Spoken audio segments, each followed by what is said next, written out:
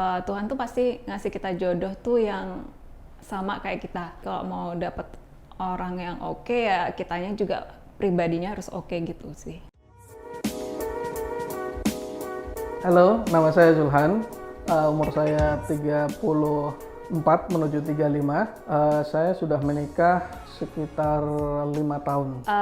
Panggilannya Puspa, umur harus banget ya. Nikahnya udah 2 tahun. Saya Bintari, umurnya 35, nikah sekarang OTW 13 tahun. Udah lama sih. Nama saya Rifki, saya 32 tahun. Saya menikah hampir 6 tahun ini, insya Allah. Oke, nama saya Tari, umur saya 29 tahun, lama menikah 3 tahun 6 bulan. Saya Bayu, umur 26 tahun, menikah sudah 7 bulan. Oke, halo, saya Rindi, saya umur 33 tahun dan saya sudah 4 tahun menikah. Baru 4 tahun menikah. SMA pas mau masuk kuliah sih. Kenal di SMP. Di kantor. Agak lupa. Yang jelas di Jogja. Dia customerku. Pacaran apa enggak, Mas? Dulu enggak, sama sekali enggak pacaran saya. Sempet 1,5 tahunan. Enggak pacaran. Pacaran aku 6 tahun. Lama Pak, iya dari itu. Sebenarnya rada impulsif juga sih, waktu itu lebih ke arah kayak mungkin karena kayak udah beberapa kali diajakin nikah terus kayak ya udahlah gitu. Itu dia orang yang baik, saya tahu sendiri. Semua lagu cinta tuh udah bullshit gitu. Karena oh ini nih yang saya cari gitu, kayak udah ketemu kliknya dan itu kayak udah terjawab doa-doa saya selama saya waktu itu sendiri. Saya ngerasainnya langsung klik aja gitu. Yang terjadi sama aku sama suami itu kan sebenarnya beda agama sampai sekarang. Yang beneran buat aku yakin sama dia yaitu ketulusannya dia, kemudian kayak cara dia approach ke keluarga itu kayak sopan, terus bener-bener care nggak cuma sama aku kayak gitu. Pas dulu mau diajak nikah, itu skala 1 sampai 10 seberapa besar rasa cinta Mbak Puspa sama suami? Waktu diajak nikah. Yes, dulu.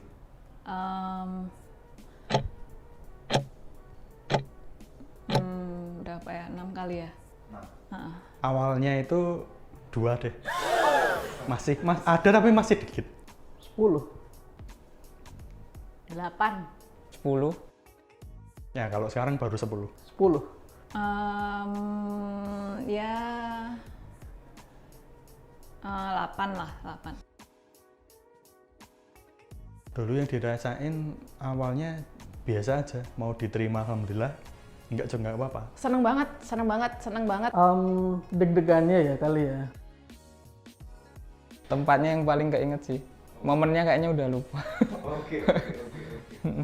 Soalnya nggak ada yang romantis gitu sih, itu juga by phone gitu. Jadi ya nothing special gitu. Saya sih maunya dia kayak berlutut kayak di film-film, tapi sayangnya nggak, jadi ya udah ya. Pertama kali saya boncengan sama dia, pertama kali saya ngajak dia makan, habis itu ya langsung saya melamar. Oh, banyak. Cobaannya paling jadi sering berantem sih. Kalau godaan dari apa ya, pasarannya mungkin orang ketiga gitu nggak ada gitu. Tapi kalau masalah dalam proses persiapan pernikahan itu ada banget gitu. Alhamdulillahnya saya nggak ngerasain itu sih. Jadi saya kerasanya mantep-mantep aja. Pertama ditanya dulu deh keseriusannya.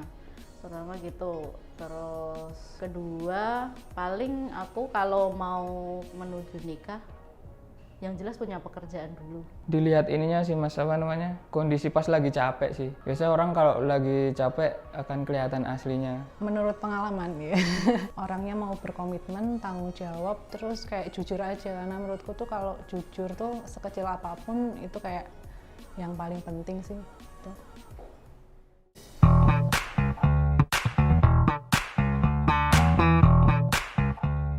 Oke, melamar. Nah, melamar ini memang suatu momen yang mendebarkan ya. Kalau bagi kamu para cowok, sama kayak yang tadi di video tadi, wajar banget kalau kamu ngerasa deg-degan ketika mau melamar cewek kamu, pacar kamu.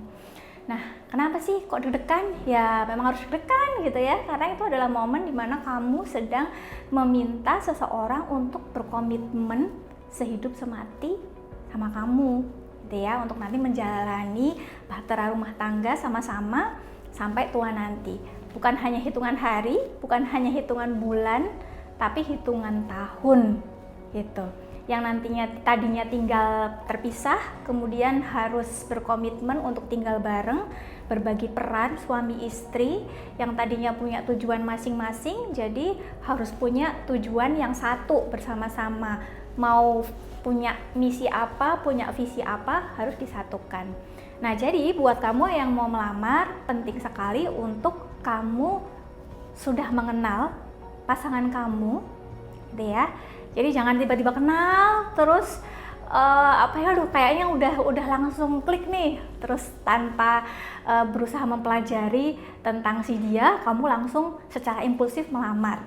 Jadi penting banget untuk mengenal pasangan kamu, paling tidak kamu tahu ada nggak sih hal-hal yang mungkin bertentangan dengan diri kamu, misalnya dari segi sifatnya, atau mungkin dari segi kebiasaannya, atau mungkin dari segi keyakinannya, atau mungkin dari segi pekerjaannya yang mungkin tidak bisa kamu terima gitu ya, atau mungkin dari segi karakteristik keluarganya, itu juga perlu kamu ketahui juga gitu. Jadi tidak hanya melihat dari segi misalnya cakep nih dari segi penampilannya, atau mungkin wah dia terkenal nih, wah dia kaya nih, dia ini nih gitu ya, tapi perlu mengenal dulu gitu.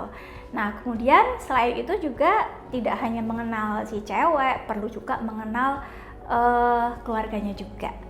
Karena namanya orang menikah itu tidak hanya berhubungan dengan si cewek saja, tapi juga nanti harus berhubungan dengan keluarganya. Jadi sebelum melamar, deketin juga keluarganya, tidak hanya mendekati cewek yang mau kamu lamar. Nah, terus buat yang dilamar gimana nih? Nah, yang dilamar juga, wow, meskipun tadi kalau dari video kayaknya nggak ada ya yang dapet adegan yang romantis gitu kayak di film-film atau di novel. Tapi namanya dilamar itu pasti jadi momen yang wow gitu ya. Nah, jangan sampai nih momen wow ini bikin kita jadi gelap mata gitu, langsung iya-iya aja tanpa pikir panjang. Nah, kalau memang belum benar-benar yakin 100%, boleh kok sebagai cewek kita minta waktu dulu untuk berpikir matang-matang tentang keputusannya mau menjawab iya atau tidak. Itu boleh banget gitu ya. Terus apa nih yang perlu dipikirkan? Yang perlu dipikirkan, kita lihat nih cowok ini benar-benar udah siap berkomitmen belum sih gitu ya. Apa tandanya siap berkomitmen? Yang jelas tidak hanya dari kata-kata aja, tapi dia udah ngerti nanti sebagai kepala rumah tangga dia mau cari nafkah dengan cara gimana. Terus udah punya bayangan juga nanti setelah menikah kalian mau tinggal di mana gitu ya. Kemudian dianya sendiri juga sudah menunjukkan kemampuan yang baik untuk membimbing kamu sebagai calon istrinya. Jadi dari segi karakter tidak lagi meninggikan egonya sendiri gitu ya, mau dengerin kamu, mau menyelesaikan masalah bareng-bareng, nggak sekedar nyalahin kamu gitu ya. Jadi sudah ada tanda-tanda bahwa dia bisa diajak untuk bareng-bareng nih, hidup bareng nih, menyelesaikan masalah bareng nih, menuju tujuan bareng nih gitu.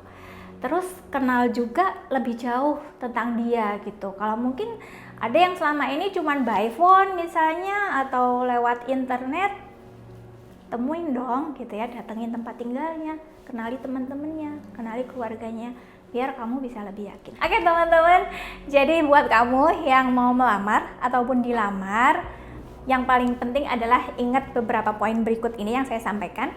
Yang pertama bahwa kamu harus ingat bahwa tidak hanya modal cinta aja untuk menerima atau melamar seseorang ya.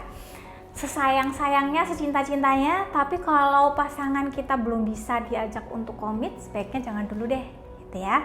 Kemudian kenali tanda-tanda dia sudah bisa diajak berkomitmen atau belum.